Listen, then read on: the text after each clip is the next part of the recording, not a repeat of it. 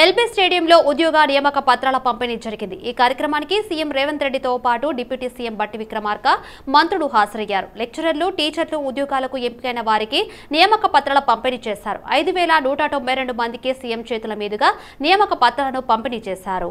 తెలంగాణ సాధనలో నిరుద్యోగులు యువత పాత్ర ఎంతో గొప్పదన్నారు సీఎం రేవంత్ రెడ్డి. రైతును రాజుగా చేసే పాలనకు నాంది పడింది ఎల్బీ స్టేడియంలోనే అని అన్నారు.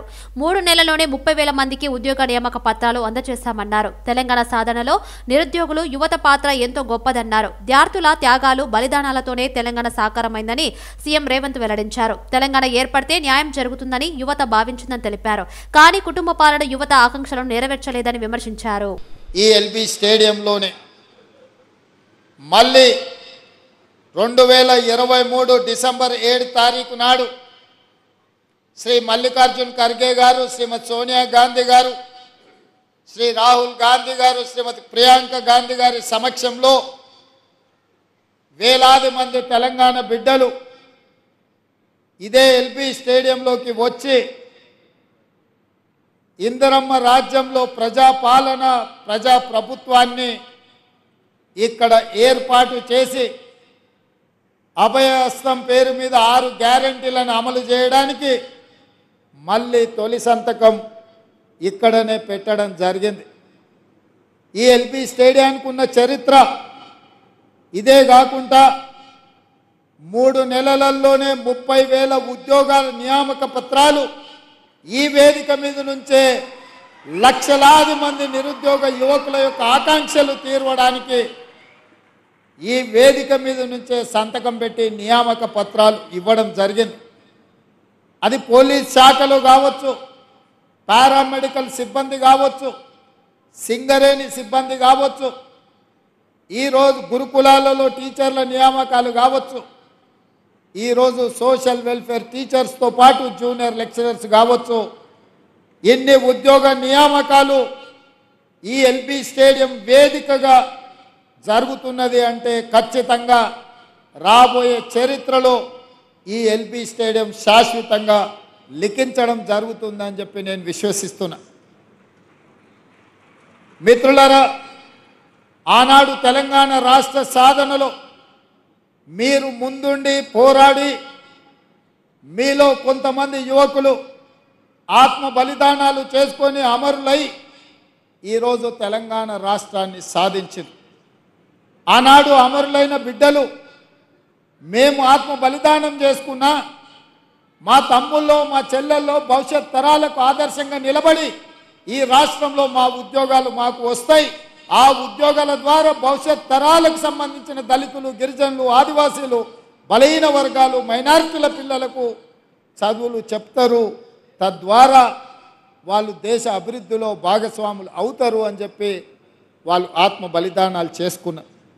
ఆ ఆత్మ బలిదానాల స్ఫూర్తితో ఏర్పడ్డ తెలంగాణ రాష్ట్రం ఆనాటి ప్రభుత్వం ఆ స్ఫూర్తితో పనిచేయాల్సింది వదిలేసి కుటుంబం యొక్క సంక్షేమం కోసం, కుటుంబంలో ఉన్న వ్యక్తుల పదవుల కోసం, వాళ్ళ యొక్క లాభార్జన, వాళ్ళ యొక్క ధనదాహం తీర్చుకోవడానికి గత 10 సంవత్సరాలు వాళ్ళు అదే పనిలో మునిగి తేలిరు. ఫామ్ హౌస్ మత్తులో వాళ్ళు ఉండి లక్షలాది నిరుద్యోగ యువకుల యొక్క ఆకాంక్షలు నెరవేర్చడంలో వాళ్ళు వైఫల్యం చెందిన. మాదాపూర్ హైటెక్స్ లో 50వ డైరీ ఇండస్ట్రీ కాన్ఫరెన్స్ కు డిప్యూటీ సీఎం బట్టి విక్రమార్క, మంత్రి తుమ్మల నాగేశ్వరరావు హాజరయ్యారు. డైరీ పరికరాలు, నూతన టెక్నాలజీ గురించి అధికారులను అడిగి తెలుసుకున్నారు. రోజురోజుకు డైరీ ఉత్పత్తులకు డిమాండ్ పెరుగుతుందన్నారు డిప్యూటీ సీఎం బట్టి. మంత్రి తుమ్మల వ్యవసాయానికి అనుబంధంగా డైరీ అభివృద్ధికి ప్రభుత్వం కట్టుబడి ఉందన్నారు. డైరీ ముందుకు తీసుకెళ్లే విధంగా ప్రణాళికలు రూపొందిస్తామని తెలిపారు. 50వ డైరీ ఇండస్ట్రీ కాన్ఫరెన్స్ హైదరాబాద్ లో ఏర్పాటు చేయడం ఆనందంగా ఉందన్నారు. తెలంగాణలో డైరీ పరిశ్రమ ఉపయోగానికి తగ్గట్లు ఉత్పత్తి లేదన్నారు. డైరీ పరిశ్రమలో నూతన టెక్నాలజీకి ప్రభుత్వం ప్రోత్సాహం అందిస్తున్నదన్నారు. సీఎం రేవంత్ రెడ్డి నాయకత్వంలో డైరీ ప్రణాళికలు రూపొందిస్తున్నామని వెల్లడించారు. పాడి పరిశ్రమ అభివృద్ధికి కట్టుబడి ఉన్నామని, త్వరలో విధి విధానాలు రూపొందిస్తామని పేర్కొన్నారు.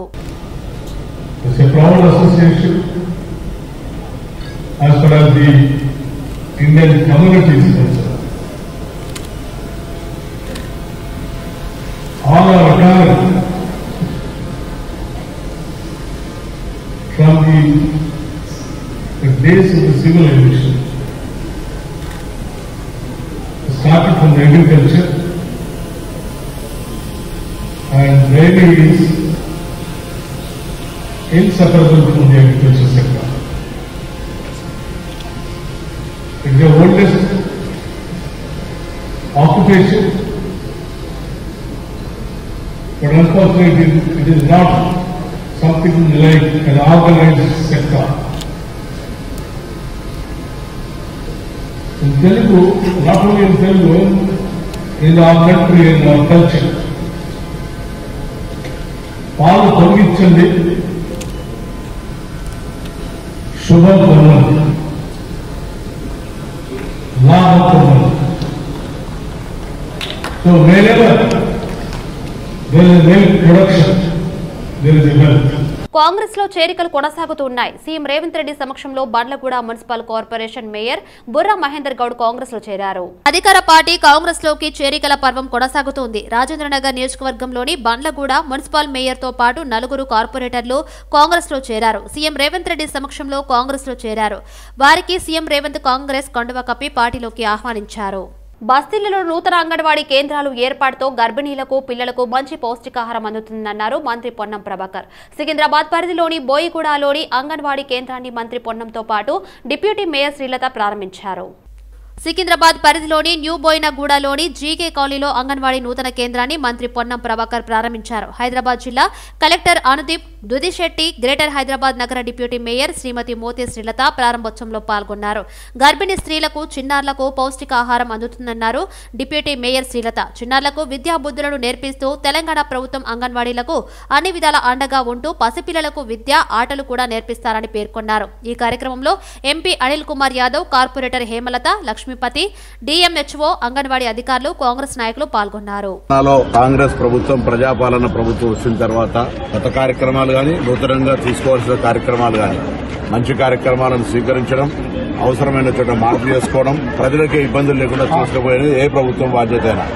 అందులో భాగంగా గతంలో జరిగినటువంటి మన ఊరు మనబడి కార్యక్రమంతో పాటుగా మన బస్తీ మన పాఠశాలతో పాటుగా ఇంకా ఏ విధంగా మెరుగైన సేవలు అందించగలుగుతామో చూస్తా ఉన్నాం. తప్పకుండా ఈ రోజు హైదరాబాద్ లో ఉన్నటువంటి పాఠశాలలో కార్పొరేట్ మీదనే ఆధారపడకుండా ఇబ్బంది లేకుండా ఉండే విధంగా ఇంకా పాఠశాలను పటిష్టపరిచే విధంగా చర్యలు తీసుకున్నాం. మెగా డిఎస్సీతో పాటు టెట్ నిర్వహించి అర్హులైన అందరికీ ఉద్యోగాలు ఇవ్వాలని రాజ్యసభ సభ్యుడు, బీసీ సంక్షేమ సంఘం జాతీయ అధ్యక్షుడు ఆర్ కృష్ణయ్య రాష్ట్ర ప్రభుత్వాన్ని కోరారు. హైదరాబాద్ ఇందిరా పార్క్ ధర్నా చౌక్ లో తెలంగాణ బీసీ యువజన సంఘం ఆధ్వర్యంలో 24,000 పోస్టులతో మెగా డిఎస్సీ సాధనకు TET, art and craft, music అభ్యర్థులు మహాధర్నా నిర్వహించారు. రాష్ట్ర ప్రభుత్వంలోని కొందరు అధికారులు మోకొబ్బడిగా నామమాత్రంగా 40,000 పోస్టులు ఖాళీగా ఉన్నాయని చెబుతున్నారని ఎంపీ ఆర్ కృష్ణయ్య అన్నారు. ఈ ధోరణిని అధికారులు ఉపసంహరించాలని ఆయన హితవు పలికారు. అధికారులు నిరుద్యోగ వ్యతిరేకులని ఆయన ఆరోపించారు. 11,000 నుంచి 24,000 టీచర్ పోస్టులను పెంచాలన్నారు. పీఆర్సీ నివేదిక కూడా 24,000 పోస్టులు ఖాళీగా ఉన్నాయని, వాటిని భర్తీ చేసే వరకు పోరాటం కొనసాగిస్తామని స్పష్టం చేశారు. రాష్ట్రంలో అన్ని పాఠశాలల్లో ఉపాధ్యాయుల కొరత తీవ్రంగా ఉందని ఆయన తెలిపారు. ప్రభుత్వ విద్యా సంస్థల మౌలిక సదుపాయాలతో పాటు ఉపాధ్యాయుల కొరతపై దృష్టి సారించాలని సూచించారు. డిఎస్సీతో పాటు టెట్ వేసి పాస్ అయిన వాళ్ళందరికీ టీచర్ పోస్టులు రాసేటట్టుగా 2 సైమల్టేనియస్ గా ఏకకాలంలో పరీక్షలు నిర్వహించాలని, అదేవిధంగా స్కూల్ అసిస్టెంట్ పోస్టులో 70% డైరెక్ట్ రిక్రూట్మెంట్ కోటా కింద, 30% ప్రమోషన్ల కింద విధి విధానాలు మార్చాలని. ఎందుకంటే ఈ డిఎస్సీ నోటిఫికేషన్ లో చాలా విధానాలు లోపభూయిష్టంగా ఉన్నాయి. ఇప్పుడే స్కూల్ అసిస్టెంట్ విషయం తీసుకుందాం. కర్ణాటకలో, ఆంధ్రప్రదేశ్ లో 70% డైరెక్ట్ రిక్రూట్మెంట్ కోటా కింద, 30% ప్రమోషన్ కింద ఇస్తుంటే మన దగ్గర ఇక్కడ సంఘాల, ఎన్జిఓ సంఘాల ఒత్తిడికి లొంగి నిరుద్యోగులకు అన్యాయం తలపెట్టి 70% ఏమో ప్రమోషన్లు. డిఎస్సీ ఎట్లా నిర్వహిస్తారని చెప్పి రాష్ట్ర వ్యాప్తంగా బీఈడి విద్యార్థులు మొత్తం టోటలీగా ఇలా ఇందిరా పార్క్ ఆర్కృష్ణ నేతృత్వంలో కదిలి రావడం జరిగింది. ఎందుకంటే గతంలో డిఎస్సీ వేసి టెట్ వేయకపోతే పెద్ద ఎత్తున ఉద్యమం చేపడితే గత ప్రభుత్వము టెట్ వేసిన తర్వాత సెకండ్ పేపర్ హార్డ్ వచ్చి 5 లక్షల మంది నిరుద్యోగులు టెట్ రాస్తే దాంట్లో 10% కూడా పాస్ కాలేదని చెప్పి నేను డిమాండ్ చేస్తున్నా. అందుకనే టెట్ లేని డిఎస్సి మాకొద్దు అని చెప్పి హెచ్చరిస్తూ ఇలా స్కూల్లో 6 సబ్జెక్టులు ఉండాల్సింది స్కూల్ అసిస్టెంట్లు ఇక్కడ జిల్లాకు 2-3 మాత్రమే వస్తున్నాయి. స్కూల్ అసిస్టెంట్లు లేకుండా అసలు స్కూల్ ఎట్లా నడుస్తాయని చెప్పి నేను ప్రశ్నిస్తున్నా. ప్రతి స్కూల్లో దాదాపుగా 4,500-6,000 దాకా స్కూల్ అసిస్టెంట్ల పోస్టులు ఖాళీగా ఉన్నాయి. కేంద్ర మంత్రులు కిషన్ రెడ్డితో పాటు జితేంద్ర సింగ్ హైదరాబాద్ లోని పలు అభివృద్ధి కార్యక్రమంలో పాల్గొన్నారు. తార్నాకలోని సిఎస్ఐఆర్ ఐఐఎస్టీ సెంటర్లో సైన్స్ సిటీ సెంటర్ కు భూమి పూజ చేశారు. హైదరాబాద్ మరో కీలక ప్రాజెక్టు వచ్చింది. సైన్స్ సిటీ సెంటర్ ఏర్పాటు కానుంది. తార్నాకలోని సిఎస్ఐఆర్ ఐఐఎస్టీ సెంటర్లో సైన్స్ సిటీ సెంటర్ కు భూమి పూజ చేశారు కేంద్ర మంత్రులు కిషన్ రెడ్డి, జితేంద్ర సింగ్. రామోజీ ఫిలిం సిటీకి సీఎం రేవంత్ రెడ్డి వెళ్లారు. రామోజీ గ్రూప్ వ్యవస్థాపకుడు రామోజీరావుకు మర్యాదపూర్వకంగా కలిశారు. రామోజీ ఫిలిం సిటీకి సీఎం రేవంత్ రెడ్డి హెలికాప్టర్ లో వెళ్లారు. రామోజీ గ్రూప్ సంస్థల అధినేత రామోజీరావును మర్యాదపూర్వకంగా కలుసుకున్నారు. సుమారు గంట పాటు భేటీ అయిన అనంతరం రోడ్డు మార్గం ద్వారా వెళ్లారు సీఎం రేవంత్ రెడ్డి. మల్కజ్గిరి పార్లమెంట్ అభ్యర్థిగా జాతీయ కార్యవర్గ సభ్యుడు మాజీ మంత్రి ఈటెల రాజేందర్ ని నియమించారు. ఈ సందర్భంగా బిఎన్ రెడ్డి నగర్ డివిజన్ పరిధిలోని బీజేపీ నాయకులు ఈటెలను కలిశారు. BN Reddy Nagar division BJP నేతలు ఈటెల రాజేందర్ ను కలిశారు. మల్కజ్గిరి అభ్యర్థిగా ఈటెలను ప్రకటించడంపై హర్షం వ్యక్తం చేశారు. BN Reddy Nagar division GHMC corporator Moddu Lachireddy ఆధ్వర్యంలో ఈటెల రాజేందర్ ను మర్యాదపూర్వకంగా కలిశారు బీజేపీ నేతలు. రాబోయే పార్లమెంటు ఎన్నికల్లో కాంగ్రెస్ పార్టీ కేంద్రంలో అధికారంలోకి రావడం ఖాయమన్నారు కాంగ్రెస్ నాయకుడు వేణుగోపాలస్వామి. సికింద్రాబాద్ పార్లమెంటు స్థానంలో వేణుగోపాలస్వామి కాంగ్రెస్ జెండా ఎగురుతుందని ధీమా వ్యక్తం చేశారు. సికింద్రాబాద్ పార్లమెంటు పరిధిలో ఆర్టీసీ క్రాస్ రోడ్ నుంచి నారాయణగూడ మీదుగా బషీర్బాగ్ వరకు వేణుగోపాలస్వామి ఆధ్వర్యంలో భారత్ జోడో న్యాయయాత్ర చేపట్టారు. ఈ కార్యక్రమంలో పెద్ద ఎత్తున కాంగ్రెస్ శ్రేణులు పాల్గొన్నారు. శాంతి, ప్రేమ, సౌభ్రతత్వం, ప్రజలందరికీ న్యాయం అనే సందేశంతో పాటు పేదలు, అణగారిన, దోపిడీకి గురవుతున్న వారికి న్యాయం చేయడం కోసం రాహుల్ గాంధీ యాత్ర చేపట్టారు అని వేణుగోపాలస్వామి తెలిపారు. రాముడి పేరును అడ్డం పెట్టుకుని బీజేపీ లబ్ధి పొందాలని చూస్తుందని ఆరోపించారు. రాముడిని అందరం పూజిస్తాము, రాజకీయాల్లోకి లాగడం అనేది ఆక్షేపణీయమని స్పష్టం చేశారు. కుల మతాలకు అతీతంగా సమానత్వం, సభ్రతత్వంతో కలిసి మెలిసి ఉంటారని వెల్లడించారు. అందరికీ సమాన హక్కులు, అవకాశాలు ఉండాలనేది కాంగ్రెస్ పార్టీ యొక్క విధానం, ఆశయమని పేర్కొన్నారు. ఒక మతానికో ప్రాంతానికో ఆధిపత్యం ఇవ్వడం అసంభవమని, ఇది ప్రజాస్వామ్య దేశమని వెల్లడించారు. కేంద్ర ప్రభుత్వం బీజేపీ తీరును రాబోయే పార్లమెంటు ఎన్నికల వేదికగా ప్రజల్లో ఎండగడతామని స్పష్టం చేశారు. Sanath Nagar Moulali railway line doubling, విద్యుదీకరణతో పాటు 6 కొత్త స్టేషన్ల భవనాల కార్యక్రమం రేపు జరగనుంది. నూతన సబర్బన్ సెక్షన్ గట్కేసర్, లింగంపల్లి మధ్య కొత్త ఎంఎంటీఎస్ రైళ్లు సర్వీస్ ను రేపు జెండా ఊపి ప్రారంభించనున్నారు ప్రధాని మోదీ. ఇప్పటి వరకు Sanath Nagar Moula Ali section single line గా ఉండి సరుకు రవాణా రైళ్లకు మాత్రమే ఉపయోగపడేది. ప్రస్తుతం ఈ సెక్షన్ ను డబ్లింగ్ తో పాటు విద్యుదీకరించడమే కాకుండా మొత్తం సెక్షన్ లో ప్రయాణికుల రైళ్లను కూడా నడపడానికి వినియోగంలోకి తేవడం జరిగింది. డబ్లింగ్ విద్యుదీకరణలో భాగంగా ఈ విభాగంలో ప్రయాణికుల సౌకర్యార్థం 6 కొత్త స్టేషన్ భవనాలు కూడా అభివృద్ధి చేయబడ్డాయి. తెలంగాణ భవన్ లో మహబూబ్ నగర్ జిల్లా ముఖ్య నేతలతో కేటీఆర్ భేటీ అయ్యారు. స్థానిక సంస్థల ఎమ్మెల్సీ అభ్యర్థి ఎంపికపై చర్చించారు. దేవరకద్ర మాజీ ఎమ్మెల్యే ఆల వెంకటేశ్వరరెడ్డిని స్థానిక సంస్థల ఎమ్మెల్సీ ఎన్నికల బరిలో దించే యోచనలో బీఆర్ఎస్ ఉన్నట్లు తెలుస్తుంది. ఎమ్మెల్సీ కసిరెడ్డి నారాయణరెడ్డి స్థానంలో ఖాళీ అయిన లోకల్ బాడీ ఎమ్మెల్సీ ఎన్నికలు ఈ నెల 11 వరకు నామినేషన్ల గడువు ఉంది. పటంచెరు సమీపంలో పటేల్గూడ గ్రామం పరిధిలో రేపు జరగనున్న ప్రధాని మోదీ సభ కోసం భారీ ఏర్పాట్లు చేశారు. వర్షం పడినా కూడా తడవకుండా ఏర్పాట్లు చేస్తున్నారు. పటంచెరులో మోదీ సభకు భారీ ఏర్పాట్లు జరుగుతున్నాయి. హెలిప్యాడ్, వీవీఐపీ గ్యాలరీ ప్రజల కోసం విడివిడిగా ఏర్పాటు చేస్తున్నారు. సంగారెడ్డి జిల్లా కలెక్టర్ వల్లూరి క్రాంతి, ఎస్పీ రూపేష్ ఏర్పాట్లను నిరంతరం పర్యవేక్షిస్తున్నారు. సభాస్థలి నుంచి 2 కిలోమీటర్ల మేర డ్రోన్లు ఎగరడంపై నిషేధం విధించారు.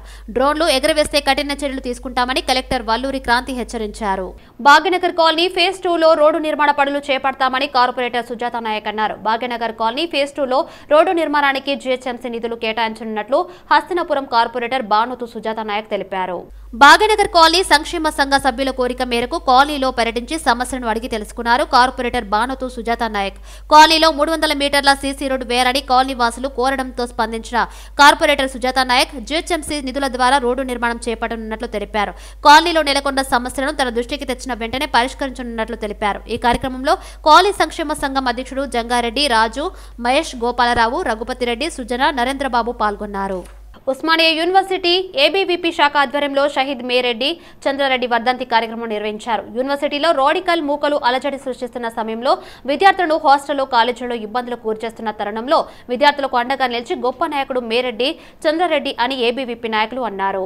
ఉస్మానియా యూనివర్సిటీ విద్యార్థులను జాతీయవాదం వైపు నడిపిస్తున్న తరుణంలో తమ ఉనికికి ప్రమాదం అని గ్రహించిన నక్సలైట్ రాడికల్ మూకలు మేరెడ్డి చంద్రారెడ్డిని చంపడం జరిగిందన్నారు ఏబీవీపీ నాయకులు. మేరెడ్డి చంద్రారెడ్డిని చంపగలిగారు కానీ ఆయనలో ఉన్న భావాజాలాన్ని చంపలేకపోయారని చెప్పారు. మావోయిస్టులు అదేవిధంగా మావోయిస్టులకు సంబంధించిన సానుభూతి పరులు అదేవిధంగా ఈరోజు అర్బన్ నక్సలైట్గా పేరొందుతున్న విశ్వవిద్యాలయంలో పనిచేస్తున్న కొంతమంది వ్యక్తులు ఇప్పటికీ ఈరోజు విద్యార్థులు యూనివర్సిటీకి వచ్చిన విద్యార్థులను తమ యొక్క భావజాలంతో తమ యొక్క మాటతోటి ఈరోజు విశ్వవిద్యాలయంలో ఉన్న విద్యార్థులను అనేక మందిని అడవులకు పంపించే ప్రయత్నాలు చేస్తున్నారు. కానీ వారి యొక్క కుటుంబాలకు సంబంధించిన వ్యక్తులు ఉన్నతమైన చదువులు చదువుతూ విదేశాలలో అదేవిధంగా మంచి జీవితాన్ని అనుభవించే విధంగా వారి యొక్క కుటుంబంలో ఉన్న పౌరులను వారి యొక్క బిడ్డలను ఆ విధంగా చదువులు సాగిస్తూ ఈరోజు అనేక మంది పేద మధ్యతరగతి విద్యార్థులను అడవులకు పంపించే ప్రయత్నం ఇప్పుడు కూడా చేస్తున్నారు. కాబట్టి విద్యార్థి మిత్రులు అదేవిధంగా జాతీయవాదులు అదేవిధంగా జాతీయవాద సంస్థలో పనిచేస్తున్న విద్యార్థి పరిషత్కు సంబంధించిన కార్యకర్తలందరూ కూడా ఈరోజు విశ్వవిద్యాలయాల్లో విద్యార్థులందరూ కూడా నాణ్యమైన విద్యను అదేవిధంగా ప్రశాంతమైన విద్యను అదేవిధంగా భారతదేశం ప్రపంచంలో ఈరోజు ఏ విధంగా అయితే ఒక నెంబర్ 1 స్థానంలో తీసుకుపోవాలని విద్యార్థి పరిషత్ ప్రయత్నిస్తుందో ఆ ప్రయత్నంలో విశ్వవిద్యాలయాల్లో చదివే ప్రతి ఒక్క విద్యార్థిని అదేవిధంగా కళాశాలలో చదివే ప్రతి ఒక్క విద్యార్థులను కూడా ఆ దిశగా తీసుకువెళ్లాలని ఈ సందర్భంగా మీ అందరూ కూడా విజ్ఞప్తి చేస్తున్నాను. ఈ నెల 6న ఓయూలో తెలంగాణ స్టూడెంట్స్ పరిషత్ ఆవిర్భావ సభ జెండా ఆవిష్కరణ కార్యక్రమం ఉంటుందని టీఎస్పీ రాష్ట్ర అధ్యక్షుడు అశోక్ యాదవ్ తెలిపారు. ఉస్మానియా యూనివర్సిటీ కళాశాల వద్ద ఆవిర్భావ సభ జెండా ఆవిష్కరణకు సంబంధించిన వాల్ పోస్టర్ను ఆవిష్కరించారు. మార్చి 6వ తేదీన ఓయూ వేదికగా జరగబోయే తెలంగాణ స్టూడెంట్ పరిషత్ ఆవిర్భావ సభను విజయవంతం చేయాలని అశోక్ యాదవ్ కోరారు. రాష్ట్రంలో విద్యార్థుల సమస్యలు పుట్టల్లా పేరుకుపోయిన గత రాష్ట్ర ప్రభుత్వం ఏనాడు పట్టించుకోలేదన్నారు. విద్యార్థులను విస్మరించి గత ప్రభుత్వం తీవ్ర పరిణామాలను ఎదుర్కోవాల్సి వచ్చిందని అన్నారు. ప్రస్తుత ప్రభుత్వం వాటిని దృష్టిలో పెట్టుకుని విద్యార్థుల సమస్యలు పరిష్కరించాలని కోరారు. దివంగత ఎమ్మెల్యే లాసనందిత దశదిన కర్మ కార్యక్రమం సికింద్రాబాద్ కంటోన్మెంట్ నియోజకవర్గంలోని గృహలక్ష్మి కాలనీలోని ఆమె నివాసంలో జరిగింది. బీఆర్ఎస్ నేతలు ప్రముఖులు దివంగత ఎమ్మెల్యే లాసనందితకు ఘన నివాళి అర్పించారు. పుష్పాంజలి సమర్పించి శ్రద్ధాంజలి ఘటించారు. చిన్న వయసులోనే తిరిగి రాని లోకాలకు వెళ్లిపోయిన ఎమ్మెల్యే లాసనందిత సేవలను గుర్తు చేసుకున్నారు బీఆర్ఎస్ నేతలు. ఈ సందర్భంగా లాసనందిత కుటుంబ సభ్యులను పరామర్శించి ధైర్యం చెప్పారు. ఈ దశదిన కర్మకు కంటోన్మెంట్ బోర్డు మాజీ సభ్యులు జక్కుల మహేశ్వరరెడ్డి, అనితా ప్రభాకర్, నళిని కిరణ్, పాండు యాదవ్, లోకనాథం, బీఆర్ఎస్ నేత క్రిషాంక్ తో పాటు పలు వార్డులు బీఆర్ఎస్ అధ్యక్షులు, ఉద్యమకారులు, మహిళా నేతలు, యువ నాయకులు, స్థానిక ప్రజలు హాజరయ్యారు. ఆటా సందీప్ చేతుల మీదుగా ఐశ్వర్య సిల్క్స్ 3వ వార్షికోత్సవ వేడుక ఘనంగా జరిగింది.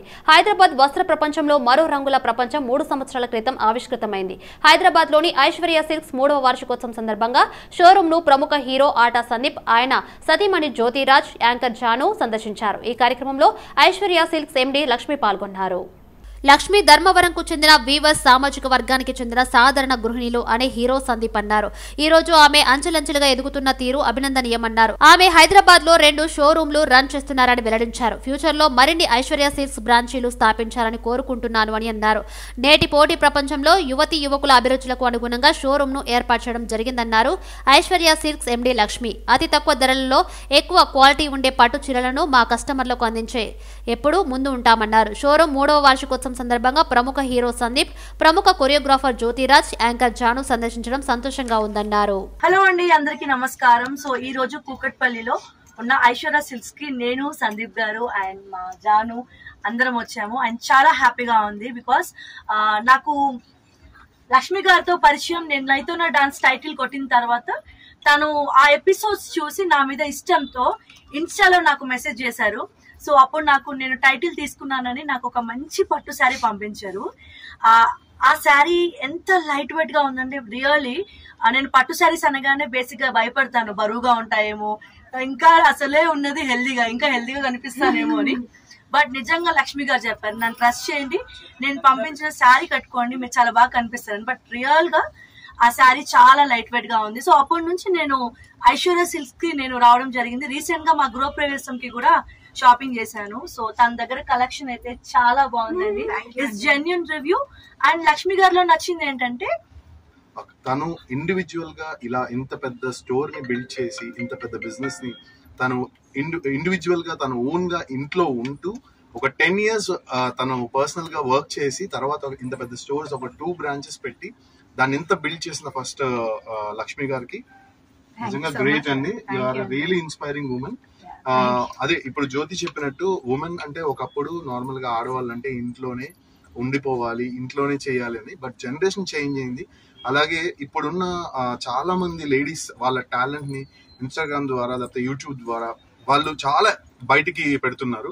సో అలా క్రమంలో నేను చాలా సార్లు జ్యోతి శారీస్, నీ శారీ చాలా బాగుంది, యాక్చువల్ రీసెంట్ గా గృహ ప్రవేశం చేసుకున్నప్పుడు తన శారీ చాలా బాగుంది.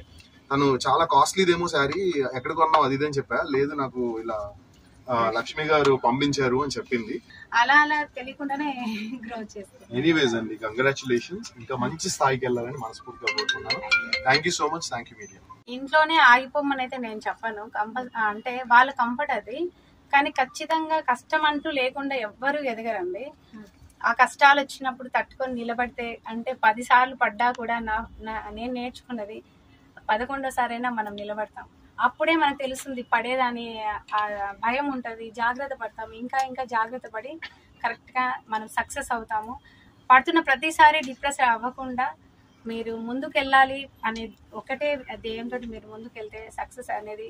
ప్రపంచంలోని అత్యంత వినోదభరితమైన నాన్ మోటారైజ్డ్ ఈవెంట్ గా పేరొందిన రెడ్ బుల్ స్టార్బక్స్ రేస్ 3వ ఎడిషన్ తో భారత్ లో రీ ఎంట్రీ ఇచ్చింది. హైదరాబాద్ వేదికగా ఈ mega race film Nagar Ramanaidu studios లో జరిగింది.